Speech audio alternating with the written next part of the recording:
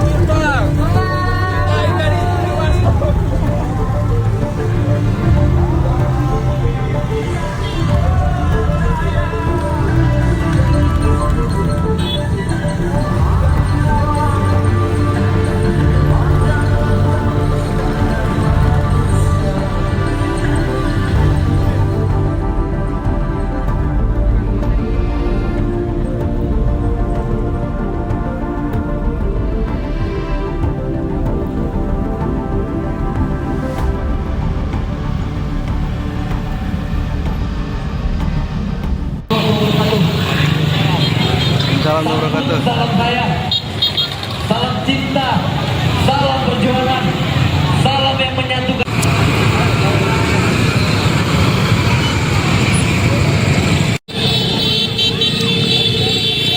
Kasih jalan teman-teman.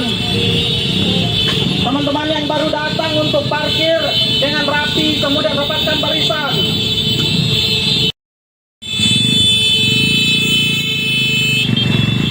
Motor kunci depan ya. Motor kunci depan.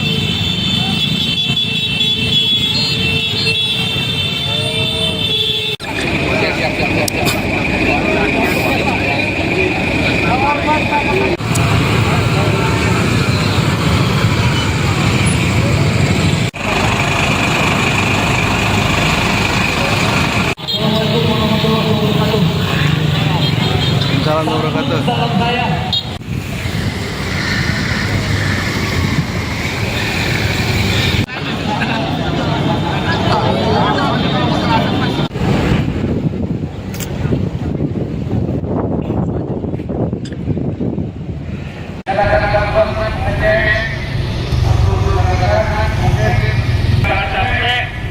Ada bapak karena itu dan gerakan dan tidak di posisi.